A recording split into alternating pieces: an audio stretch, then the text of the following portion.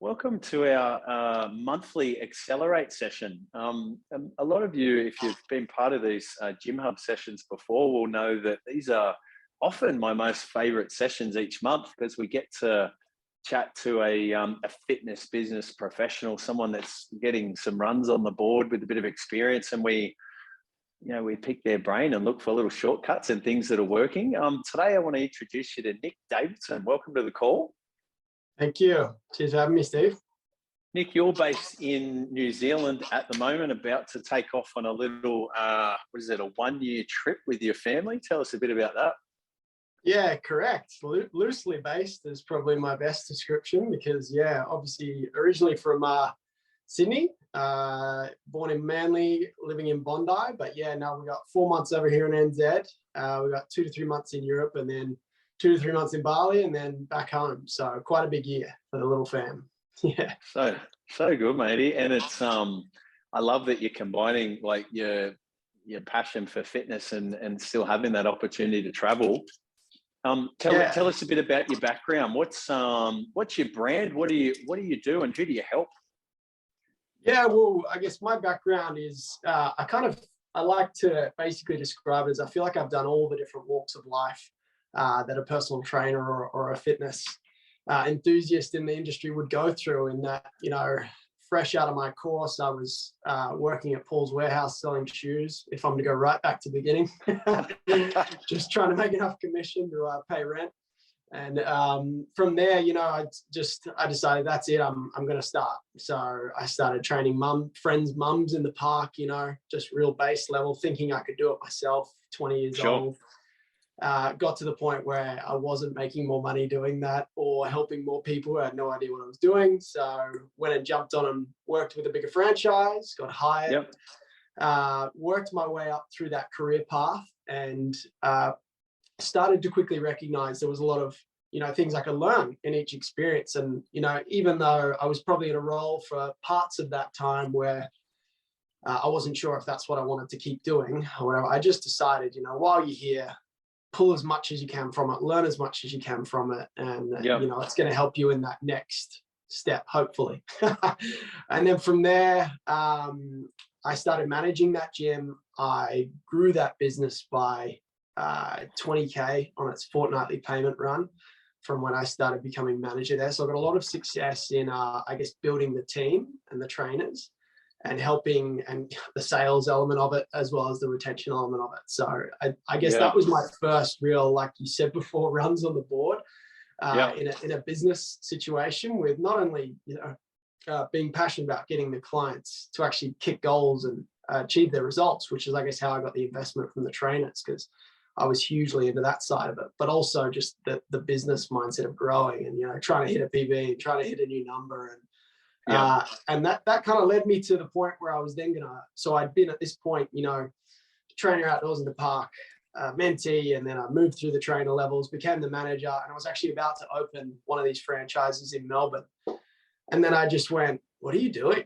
You can't afford this. You don't even like Melbourne, really. You've never really been there. And you got no support there. You don't know anyone there. So then I kind of put it on hold and started thinking about what do I really want to be doing here. And that was a really pivotal point for me, where I just started to focus on, who do I want to work with? What's my niche? Who are my target market? And, what sort of business do I want to create? And I ended up launching Rise Performance, which is my company.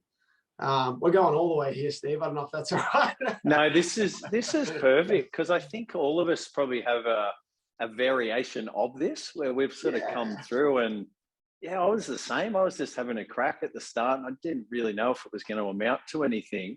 But it's interesting, that sort of journey you've been on, where there's that sort of sliding doors moment where some of these opportunities were the right fit and you actually were strong enough to identify that one of them at the time wasn't actually the best thing. So tell me about Rise Performance. What you feel like this is more your calling? What is it? What are you doing? Well, actually loved managing the trainers in that role I was in, and I started recognizing that my favorite person to work with is PTs, because they want to grow their business, they want to learn how to sell. And we come out of our courses, all of us know, with not a whole lot of confidence and experience. So I really enjoyed helping them, get clients, grow their business, and become athletic and hit their training goals at the same time, which I found a lot of people had, one piece of the pie, but not the other. So Rise was a creation for that. So I could not only work with more PTs, but, when I was limited in that manager's position, I had, a group of 10 trainers, and that's all I could work with. One would leave and one would start. Whereas I just wanted to help as many PTs as possible. It's kind of where my mind was going. And I'm like, how can I do that? So that's where I launched Rise. And Rise is training experiences, face-to-face, like training camps where they'll come away, for X amount of days. At the time, it was a weekend. Now it's 6-day camps, as well as other courses and other programs. And my idea was just to give them the tools they need to go back and implement and, be better, I guess, because we all know how shitty the rates are. Well, can we swear on this? Yeah. Yeah, go for it. We all know how the rates are of PTs post-course to actually staying on, So yes, for me, I was like, I'm meeting so many good people that just want to help people. And, some of them were trapped in thinking it's just a lifestyle they want, but they get into it. And if anyone on this call, I imagine, is the same, like it starts out just wanting to help people. And then recognize that you need to make some money and things afterwards. So that's kind of where I was coming in, helping them make the money, but also not sacrificing their health and training as part of that, with the 5 a.m. to 9 p.m. lifestyle or whatever it might be. So yeah, that's kind of where it was born from, problem solving for the PTs. I love it. So many questions for you. Good. I hope. So, I thought you brought up a really good point. Like you're into fitness, you come into the space, you like helping people, but you're not really sure how to get clients. You're not really sure of those other sort of skills. Yeah. So you're now providing a bit of a service to help people because you understand that they come in. I think the Australian Institute of Fitness is the largest fitness accreditation provider in Australia. And the last time I spoke to them, they said the average lifespan of a trainer, whether they're PTs or group or whatever, is 6 months. Yeah. And I was like, how does one give them $7,000 or whatever? And then 6 months later, you just go and change like industries. And the reality is they're told it's one thing and it's actually another. They're told they're going to earn $100 an hour and then they find out they can't earn like nearly as much. They feel like, I'm just going to do scattered hours around, doing my CrossFit workouts. And then they find out they've got to get there at 5 a.m. every day. So it's the perception and the dream we're often sold is a little bit different in real life, but you've worked that out because you've been through it. If there's people on the call, like Mark's got a gym in South Australia with personal trainers, and Nikki and Julie, everyone's sort of employing, trainers, whether they're PTs or group. Yeah. What's something you'd sort of keep in mind, or what recommendations can you sort of offer which help to manage their expectations about the rigors of the industry and what the real world actually looks like? Yeah, like for me and what I had when I managed that gym, and I did not have it right at the start. No way, unfortunately, probably a bunch of trainers' careers are how I learned. If you think about it that way, but it's honest. I'm sure I'm the same. I remember one of my first managers was kind of saying, if you lose a client, like that's $5,000, you just lost me, and they're like, that's an investment in you, and I'm like, oh, okay. And looking in reflection now, I'm kind of like, maybe some of those trainers were, I guess, my investments in learning more about myself and for how to run the business. Sorry, to get to the question though, I guess my biggest thing immediately would be your onboarding process. Like we generally have quite a good onboarding process for clients. Maybe they get, their phone call, their sales thing, then they're explained their app or their group class, and they're taken through everything. There's a lot of communication up front. And some companies will do this, correct? But I think probably where there could be more is like, okay, this is the role, this is how much you make, this is how you grow within it. These are the ceilings. This is where you can take you to. And this is how to really be successful at it and get the most out of it, because I see a lot of ads that either when I was putting my own up in that gym or whatever, when people go to hire someone, it's always focused on, like we need minimum 20 hours. It's going to be X amount of dollars per hour. You have to take group classes. There's no future path that's really exciting. Like, because we want trainers that stay around for 5+ years or whatever. You don't want the trainer that's transient, comes in, does a year, doesn't make enough money, isn't inspired enough, decides to go like steal half your client database or whatever. You know, you want the ones that are like, unless they're like, because there's two things PTs are going to do really. One is they're going to end up opening their own company, their own brand, their own model, their online business, whatever it is. Or the other one is they're going to grow someone else's brand. And that's anything in business, right? You either work for someone else or you start your own. So I guess starting to identify which one they are, but offering them both paths. Like, we can't be afraid of them growing so much that they go and open their own one, because the alternative to that is them doing what you don't want them to do, which will be either not growing and becoming toxic in your own team, or growing and then going and stealing your database. Like, you want to make it that honest kind of place where this is the path with us. There is a path without us, of course. Why not make the most of while you're here and get the most out of it you can, you know? And I can teach you this. Yeah. And that's basically what I do with the PTs I work for. And I'd do the same thing if I was managing a gym or owning a gym. Would be, you know, yes, you're coming here to earn money. Yes, you're going to get, naturally, you're going to get experience of just time being here. But I'm going to give you all these skills, you know? And that's kind of what I learned when I was managing there. I was like, I read Seth Godin's book, Linchpin. I don't know if anyone on the call's read that one.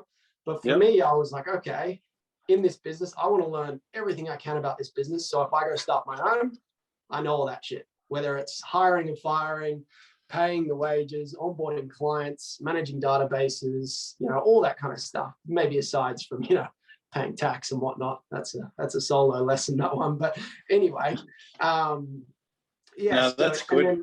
Towards the end of my time there, I was delegating so much, you know, like I wasn't doing buttloads of PT like a lot of the managers and owners I've seen do as well, or the other way around where they're not doing any, and it's quite hard to connect with the trainers.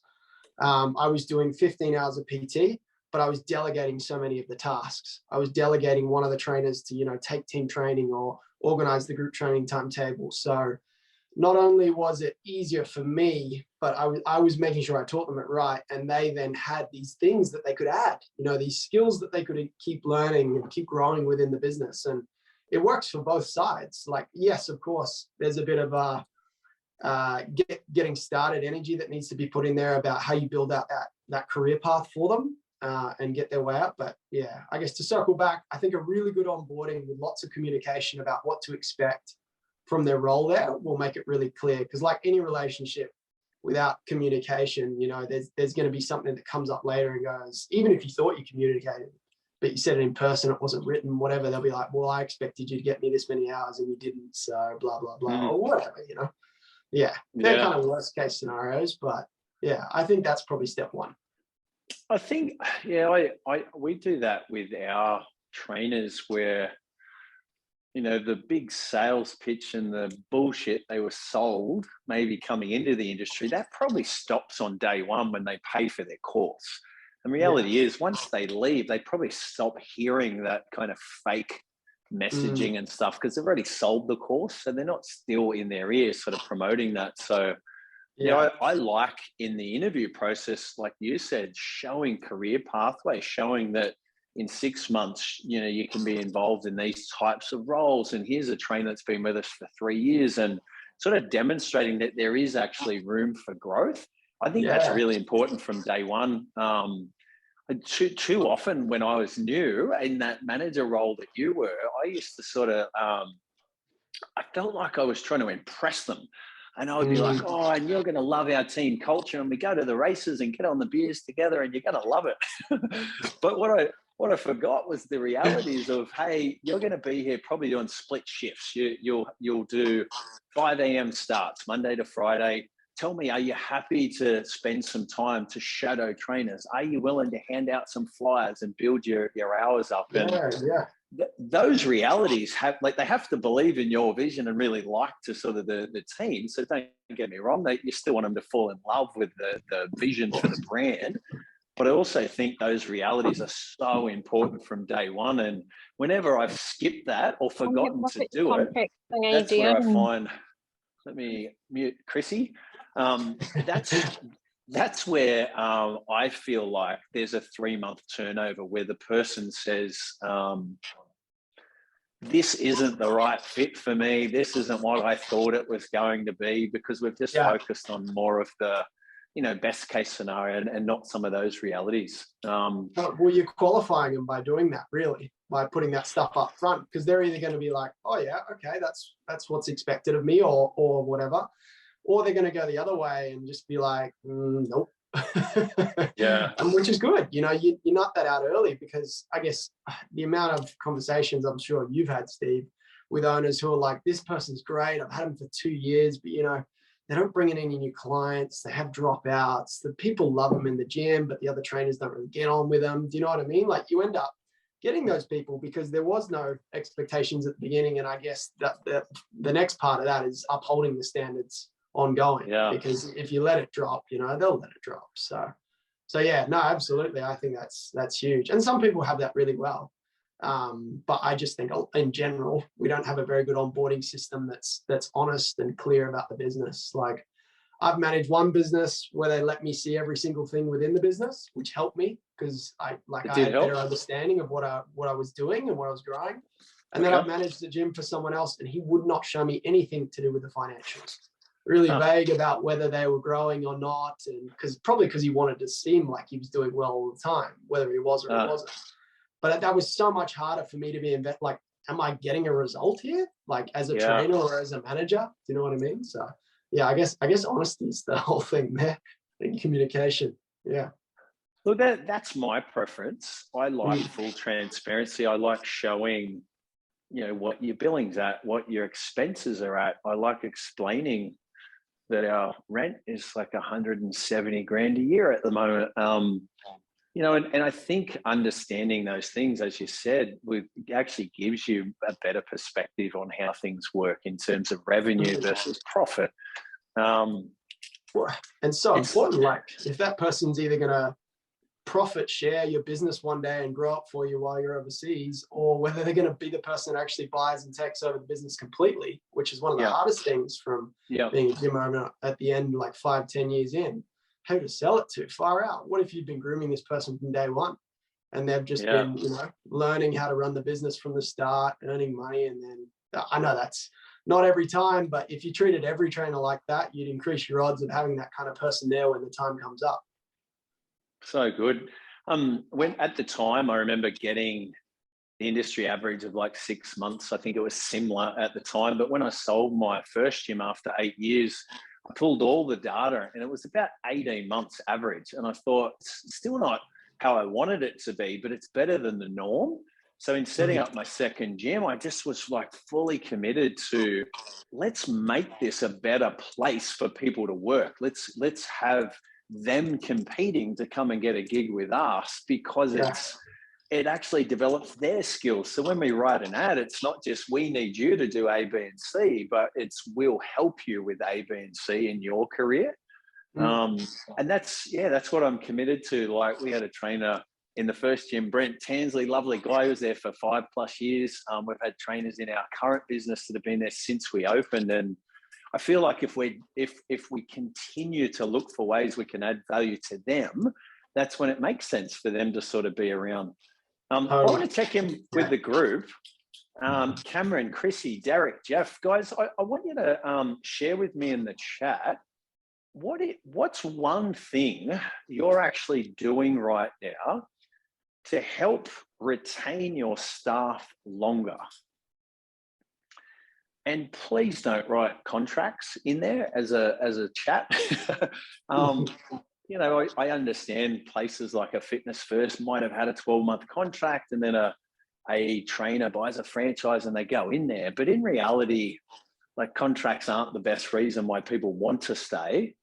So some of the things that, if you've just joined the call late, I've just been sort of brainstorming ideas of what Nick's found to be effective, but we're just talking about the first conversation with them, have that chat versus the reality versus the dream, and make sure they fully understand early morning, split shifts, building up their database and their hours. Make sure there's a career pathway beyond that first 3 months. I feel like most of us put in a real lot of thought on what do we need to teach them when they get on board. But after 6 months, you could pretty much high five and walk out the door because you're not going to learn another thing. When I left one of my jobs, I had a job, Nick, at ACPE, the Australian College of Physical Education. And I left because there was no ladder on the wall. There was no other rungs for me to go up. I just went, 3 years, this has been fantastic. And I loved it and left. And people like you and I, you know, the 6 human needs we talk about, one of them's growth. Like you and I are like, all right, well, we've kind of taken on that cool role and we feel like we're good at it. What else can we do? What I found is if you didn't sort of put the ladder against the wall and give someone another role or responsibility or another something, you generally look elsewhere for it. And that's what you did. You leave that company and you go and look for your own challenge. I left that company and I went and opened my own gym because there was just nothing more for me there to stay. Absolutely. Yeah. And it's a bit of a random tangent here, but I think of like some of the top athletes at the moment, like LeBron James or whoever it might be, you know, they're Sonny Bill Williams, they're prolific for jumping ship and going to a new opportunity. And you're almost silly not to in ways, whereas the old school way was just to stay loyal no matter what, you know. You still come across those people, but I find the guns, if they're not growing and getting something from you, like you said, they're going to look elsewhere. But if you can help facilitate elsewhere and bring that back in, then there's so much more value for you with that. But yeah, if you're not offering or creating, then likely they will. Yeah, bang on. We do it all the time, don't we, as owners and managers, where you go, oh, what can we do to help member retention? We'll create a party and we'll have like challenges and events, and we have like a full calendar of all these cool things we can do to keep people engaged, having results and sticking around. And then with our staff, it's probably not as organized or not as sort of well considered. Probably a bit of an opportunity there. I always, like, if someone leaves our business, I always feel like it's fair game. I just think if we weren't, you know, grateful enough for their involvement, or if we weren't challenging them in an area that they wanted to, well, it's probably the right thing for them to actually go and find that from someone else. Let me have a look at some of the messages. So Julie says, Julie's in Bondi, your old stomping ground, build a great relationship with them. So like connecting with the trainer, so it's more than just like a transaction, like they work at Kmart. Jody says creating a team environment between the trainers and myself, being part of the dream team. I love the wording. Alex says encouraging and supporting their growth outside of the business, hobbies, savings, and holidays. You know, I love the fitness industry so that I can go and travel, and I love the fitness industry so that I can have a nice home on the northern beaches and provide for my family. And sometimes it's connecting the dots for them where they go, hey, if I do 5 more classes, I save an extra $2,000 a year, and that's me going to Vegas or whatever it might be. I think that's good. Good work, Alec. Making them feel valued and appreciated, provide a clear path to shared career. Cam says regular check-ins to maintain work-life balance, giving them flexibility to work better hours. Talk regularly about their growth. This is good. Percentage ownership, or maybe like some type of equity share.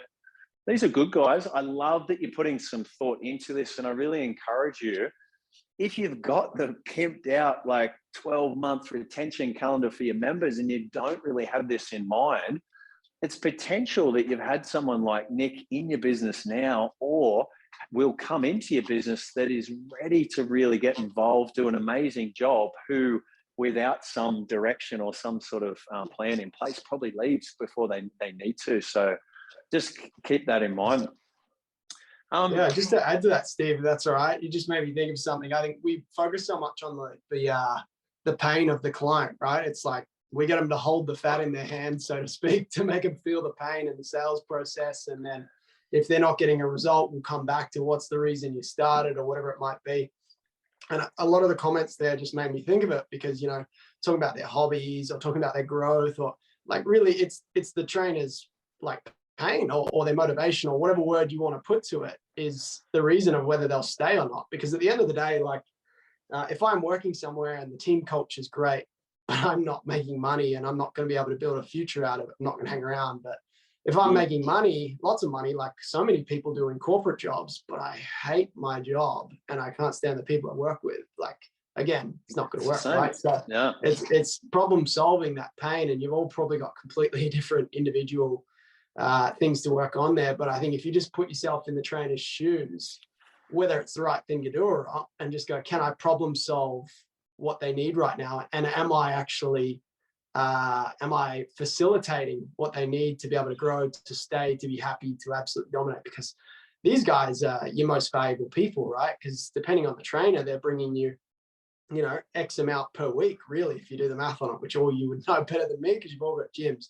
But I think that would be how I would problem solve it if I was to try and reassess now, because there's a million different things you could do. But if you wanted to be a little bit more targeted, if the client's weighing in heavier, you'll go through and break down each part of their training, their diet, their sleep, whatever, to try and figure out what's missing. I'm talking purely weight loss, just because that's usually what we have a bit of a general consensus on. But whatever it might be, you know, for me, training someone to achieve a handstand, I've got to problem solve their mobility. If their shoulders don't open on the handstand, it's a less efficient position. So, you know, and they don't like how it looks with their shoulders in the wrong position. So that's what I'll then address with mobility. So I guess for a trainer who's killing it for you, but they start to drop off, or they're not as psyched to be at team training or whatever it is, it's what has come up there. And it could be at home, then they're not earning enough money and they're getting pressure from their partner or whatever. So yeah, I'd try and spot what the pain, what the problem is. So good. Guys, if you're part of the Gym Owners Network and you've come just as a visitor today to this session, now is the time to farewell you. I hope you enjoy the rest of your day and you got plenty of value from it. Be sure to leave a comment in the Facebook thread if you enjoyed it. I can definitely help you out with giving you a better understanding of what we cover from here out. For everyone that's part of our call on Zoom, I want to change gears and I guess go into a little bit more detail in some of these sort of other topics there. One of the things you've done a lot of in the past is programming, and I've always found it to be a bit time consuming, and I've always kind of struggled to find that balance between how do we program for results, but also so it's fun and so that it's you know, retain members. And it's what tips can you provide in terms of programming that might help myself or the other sort of owners and managers on the call that help some of those things, either results or retention or fun? What do you think? Yeah, for sure. I just want to kick it off by saying I friggin' love programming. that's my bread and butter passion when it comes down to it, because for me, I've shaped my attitude towards it as that's my opportunity to create like something. That's my art, really, if I'm getting a little bit out there about it. Sounding a bit obsessed now, but that's why I love learning new things. And I mentioned handstands before, and I'll learn heaps of different types of training. I guess from my own personal journey of exploring movement is all about seeing what my body's capable of and trying new things and learning new skills. And I don't specialize in anything particular. So that gives me a large tool set when it comes to programming. So at the end of the day, when I sit down to write a program for someone, it's exciting because I kind of get to look at, you know, all the detail I've taken from them from the onboarding call or whatever it might be. And then I can start to go through a process of how I would basically problem solve and make sure they get a result. But at the end of it, I find, and this is the feeling I'm kind of hoping that if you were to think about it this way, and I'll go into a bit more detail about what I do if you like, but you write the program, and then when you've written the program and you're sending it off, like, I'm excited. I almost want to do the program. You know what I mean? And the problem is I'm on my own one. I've got to finish off before I start that. But, you know, that's the kind of energy you want for it. Almost like when a clothing brand drops a new line, it's like new programs dropped, you know, like that's what you want your clients. I've literally had a client text me that, like, new program just dropped, and they're all pumped about it, you know, like that's what you want, because they're excited because it's an opportunity for better. But it's like you said, it's fun because it's new. Even if it's the same exercises with just some new variables of, you know, 1 1/4 lunges or whatever it might be, you know, that kind of energy you bring to it, I think is really important. Now, I know that can be different when you're sitting down, you got to write back-to-back programs. It's like, how do I stay that pumped about it? And I think that's probably a little bit more about your process of how you're going about it, because number one, if you haven't got templates to build them off and you're writing it from scratch every time, I don't think anyone here is probably doing that. But if you are, that in itself is time consuming, and it's almost like sitting down to do a block of work and you haven't planned out what you're going to do. You just kind of spend the first few minutes going, all right, where do I start? You know, which is a waste of time and it's not as fun. And immediately you want to procrastinate. So if you've got a bit of a template that you already go off, which I'm sure most do, like I said, and then you're going to marry that up with what the client wants plus what you offer, then it's going to be a much more enjoyable process to then be able to just go, I've got all this good stuff you want to give them. And I literally make that part of my sales. And I would suggest you guys do too. If you do programming, it'll be, yes, you want to lose 10 kg, but I'm going to teach you to deadlift. I'm going to teach you to skip, handstand, whatever it is. You know, I'm going to give you these gifts.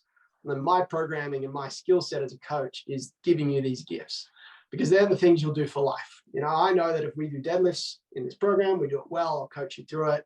I know that if you go to a gym overseas when you're on holidays and you hit some deadlifts, I know they're going to be good form, because we've gone through that. Do you know what I mean?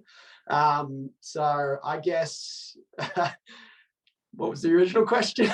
No, that honestly, that helps. Like I find myself sometimes just creating like a workout and I think, all right, tick the box. They've worked hard. Like there's been some strength in there. There's some conditioning work in there. I noticed with your programming, you do like, there's always an aspect of like skill acquisition. Is that aimed at like fun? Do you find that people need a little bit of that stuff to sort of feel progress? Why do you include things like handstands and new exercises in each of your programs? Yeah, so there's a couple of things that are just almost non-negotiables for me with programming. It doesn't matter who you are, you know, you'll benefit from them. And the first one is mobility, like, and strength through range, and not like, of course you'll get more mobile doing the strength work, but set exercises that are going to make sure that their joints are resilient and they're building lots of soft tissue around the areas that need it. For example, wrists for handstands. The next one is skill. So for me, that's either something that someone's come to me for example, they want to learn to Olympic lift, they want to learn to handstand, whatever it might be. But regardless, I'll put it in everyone's program because yes, it's fun, and because you're creating new neural pathways for people. And that's what creates that gamification of it for me. It's kind of like, I teach juggling as well, just to throw that in there. Whether it's juggling, Olympic lifting, it's a new strength exercise, for example, that's a new skill.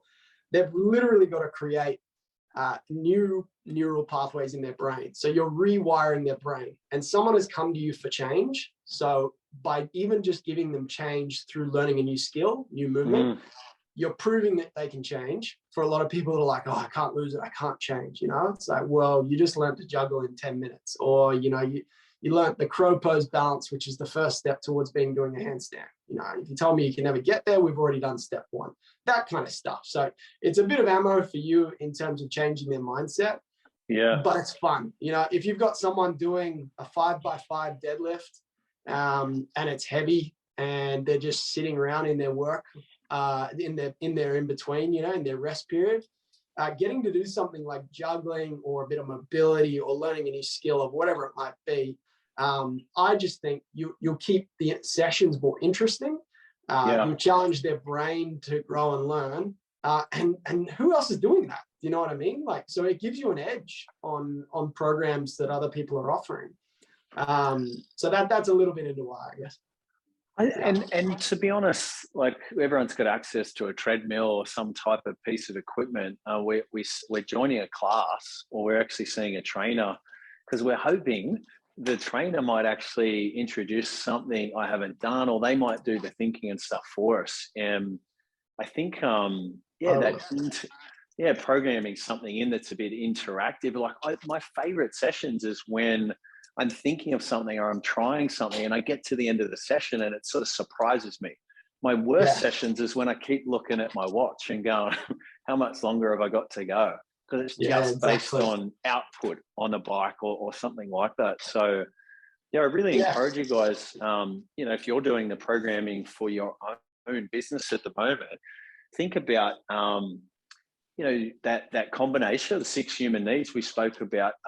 Like, everyone needs variety. so that they come to you and they often say, hey, I was bored with my last trainer, I need variety. But a new trainer will give them something different every week, and then you miss growth. There's no progression.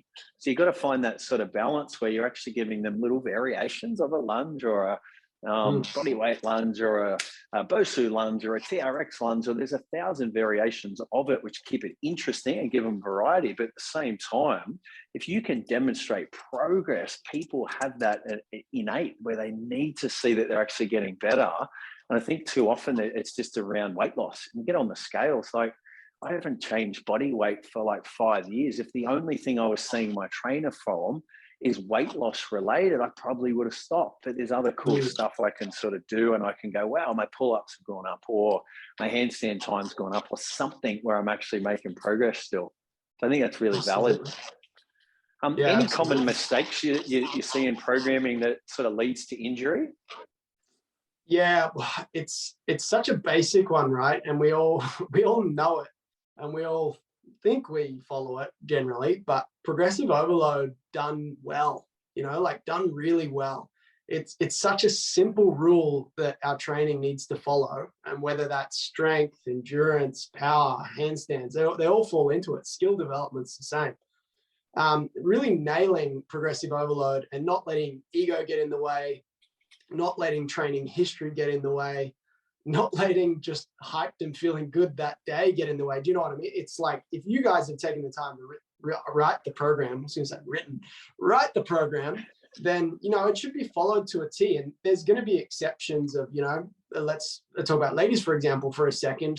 They're on their period that week. That is going to make a difference to their strength gain. So there are exceptions to the rule where you may regress and whatnot.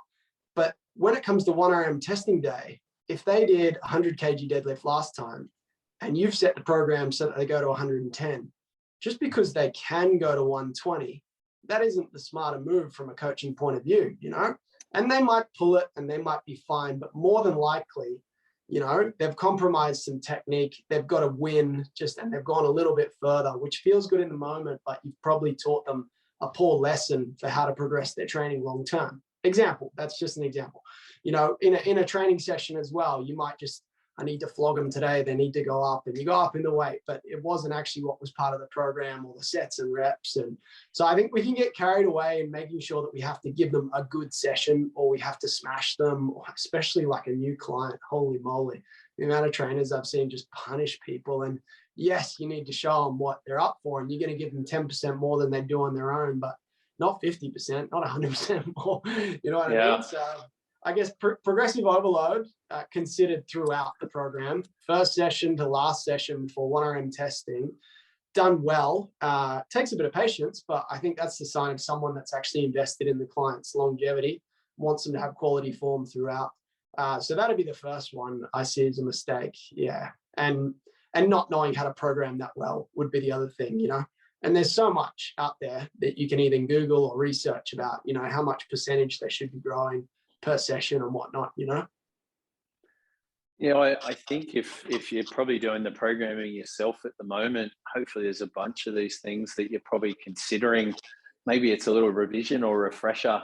If you're losing people because they get injured and they pull a hamstring, or they start getting, lumbar problems or something, maybe part of it's through the programming. Maybe as you start to involve your staff or your manager or someone like that, to take some of the programming roles off, just explaining some of the actual physiology behind it, or biomechanics, and what you're trying to achieve in terms of volume and intensity. It's I reckon I can name a couple of my staff that'll definitely get you the intensity one.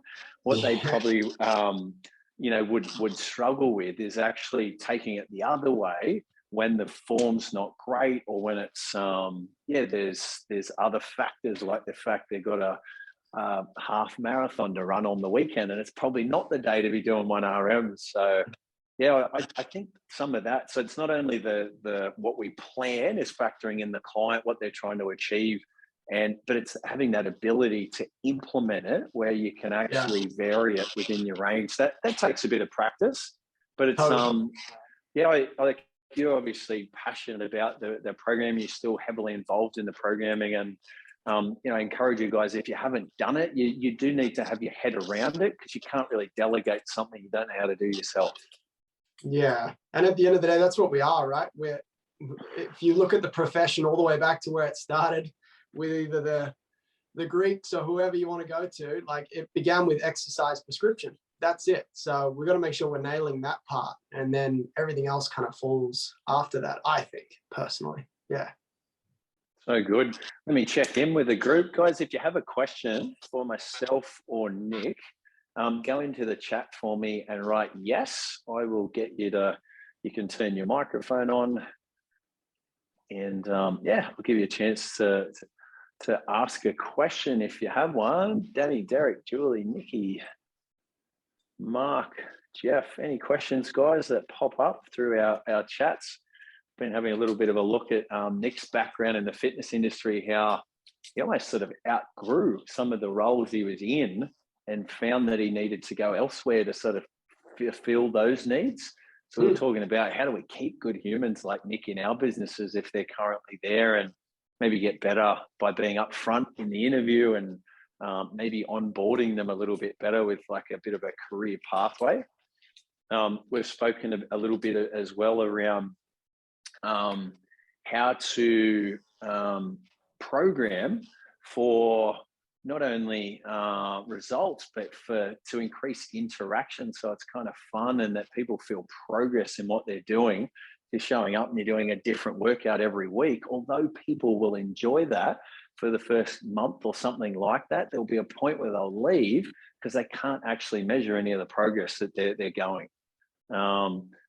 Jody's got a question for us. Jody, if you can, get your camera and your mic on. What's your question for myself or Nick?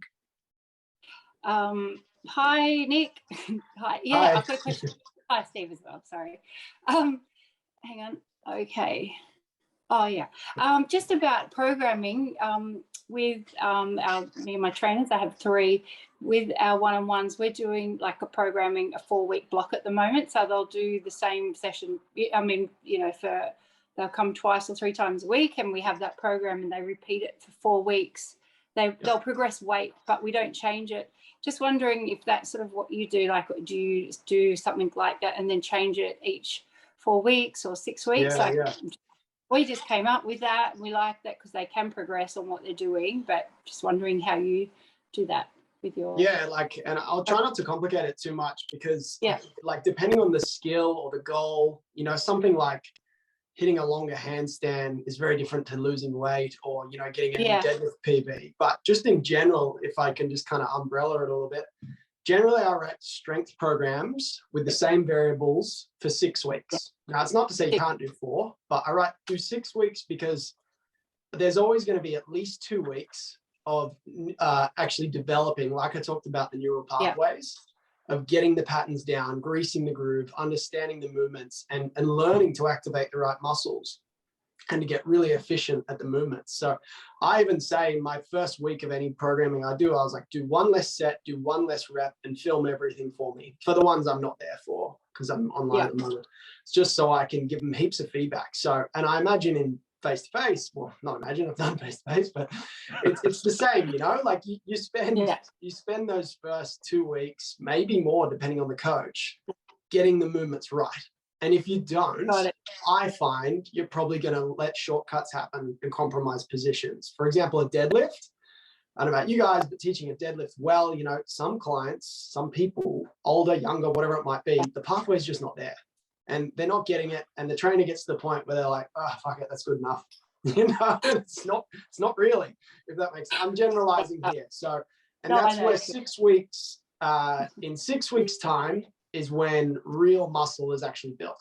I'll have to get you guys an actual study on that one rather than just making a big claim. But yeah, so 6 weeks is where you build muscle, and it's also the point I find if someone's done a program for 6 weeks, they'll start to hit that depreciation of progress from those variables. So I would actually do, for example, a 12-week block of deadlifts, but the first 6 weeks might be normal conventional, and the second 6 weeks might be a deficit, feet raised on a 20 kg plate, for example. So therefore, 6 weeks in, I change the stimulus, but it's the same movement pattern. I'm just targeting a different part of the range, making it more difficult, new stimulus, therefore new muscle growth. Yeah. Great. So yes, Yep. but I got clients who I'm doing 4 weeks here and then I'm overseas in another country. I got 4 weeks there and then I got 2 weeks. So I have to write 30-day programs every now and again. Like that's just, but my ideal is 12-week block, 2 lots of 6 weeks, get some gains, reassess and go again. First week and last week are deloaded.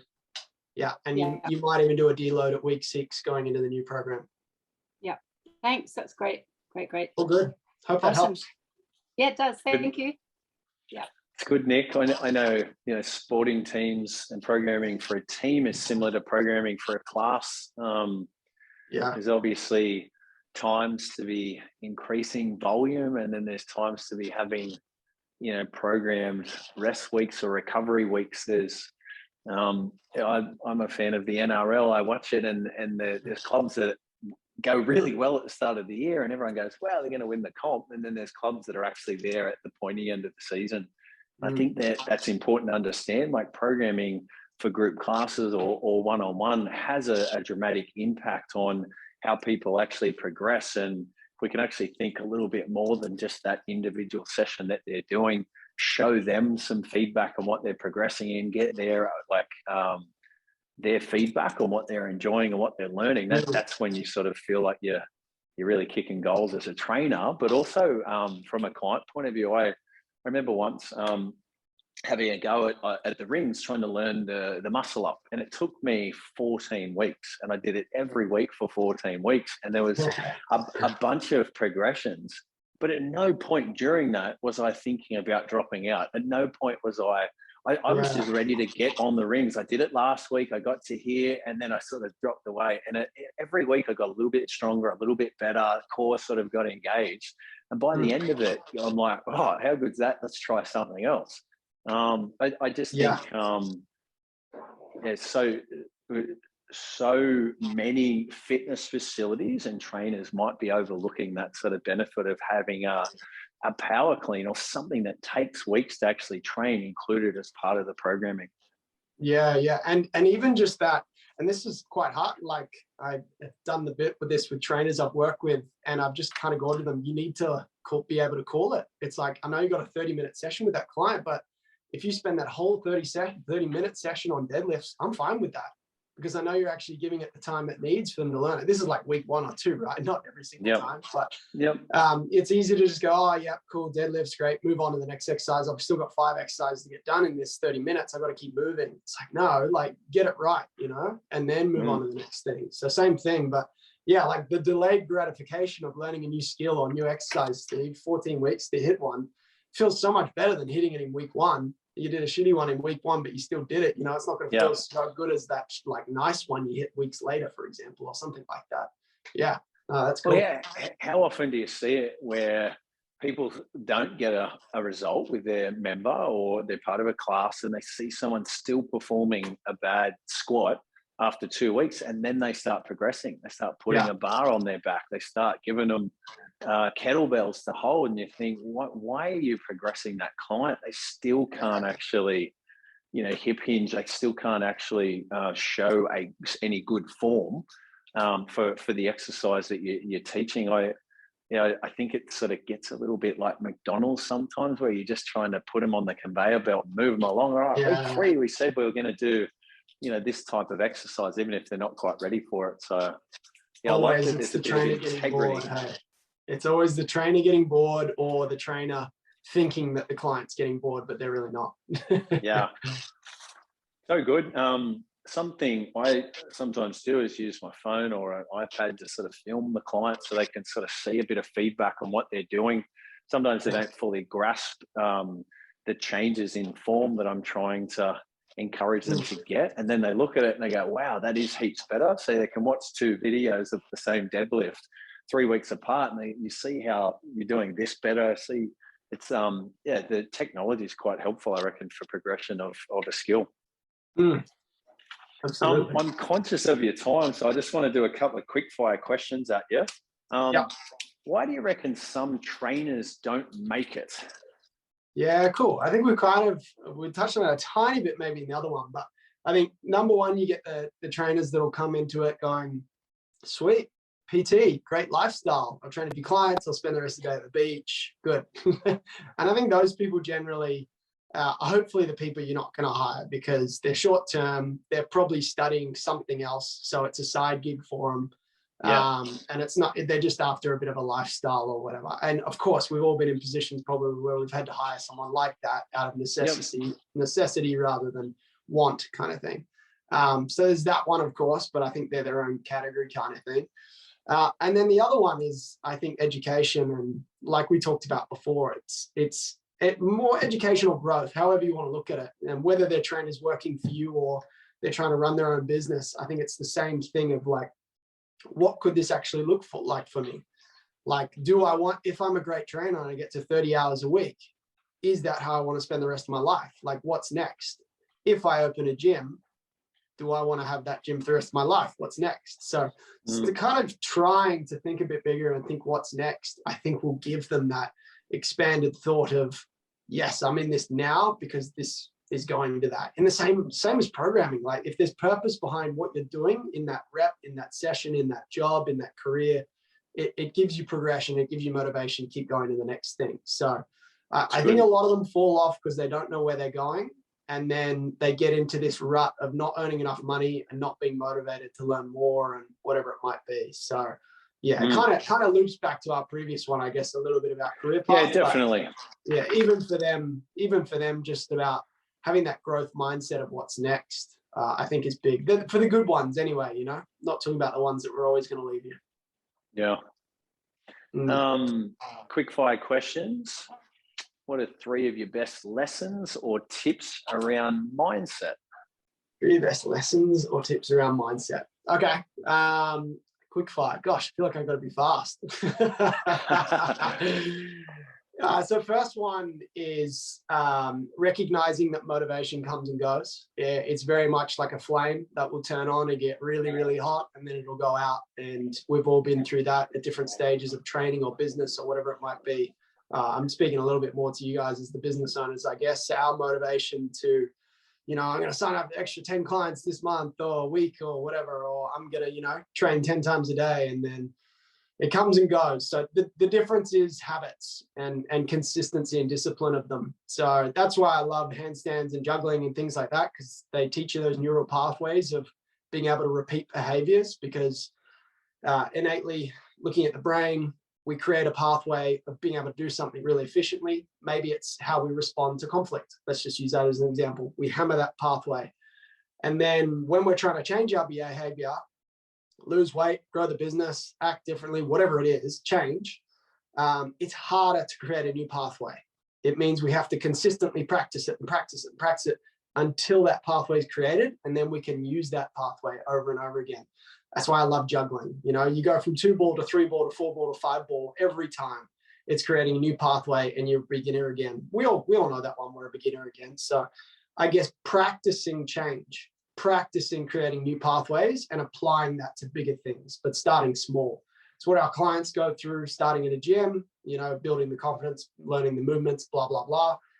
It's what we go through, learning how to run a business and all the holy moly amount of things that come with that.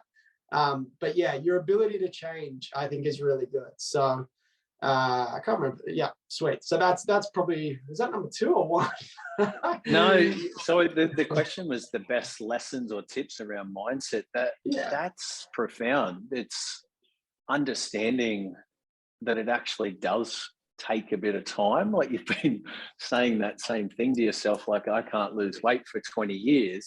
Yeah. It takes time, and just managing their expectations. I like the thing around repetition, because you've got to almost rewire the brain.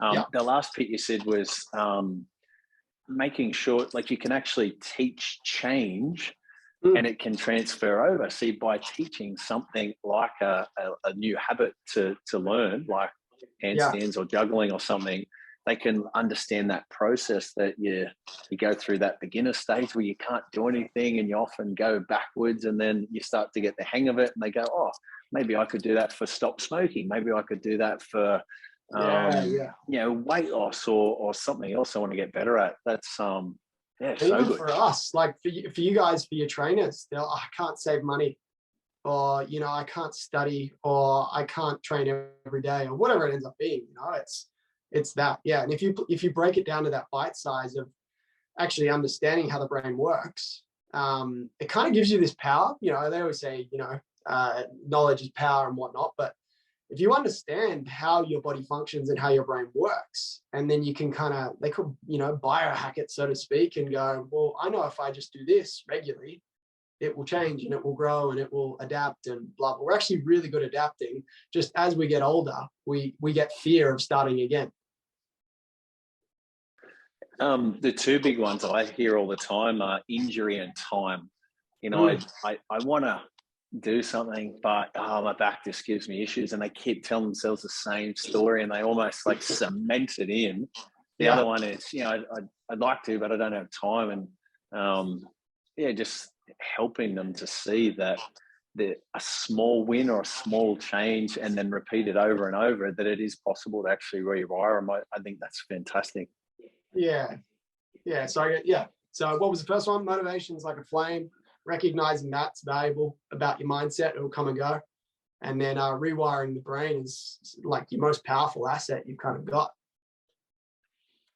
Quick fire question. What is the skill you know now about business that maybe you wish you knew earlier?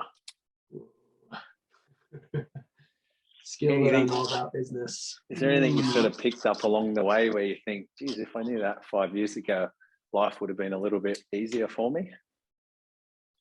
Yeah, I think for me, the big one was recognizing who I wanted to work with and what that looked like. And I think because even when I decided I wanted to work with personal trainers, I still kind of kept my hands in other areas, if you know what I mean. Like I want to provide personal trainers, and probably only now, further down the track, am I really all in on that. And, you know, some people like to slowly transition into things, and I get that. But I think I probably almost as a safety net, I spent a lot of time keeping the other clients, keeping just the Gen Pop, or, you know, even when I started doing those experiences at the farm for personal trainers, I took a corporate group from the bank, you know, and I took a group of just my normal clients down there, which is, you know, fine at the end of the day, outside in. But I think it was kind of my confidence to go all in on, you know, what I really wanted to do and what I really liked. So that's my example. I guess that applies to a lot of things. It's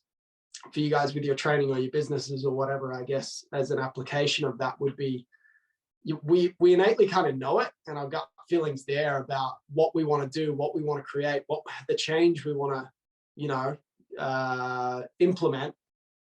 But that actual commitment to go all in and to decide. And like I said before, your brain takes time wiring, but you can decide that day that that's what you're going to do, you know, and you can start that habit moving towards it. So I roundabout, I guess to answer it, yeah, going for the thing that you really want to do, the change that you want to create.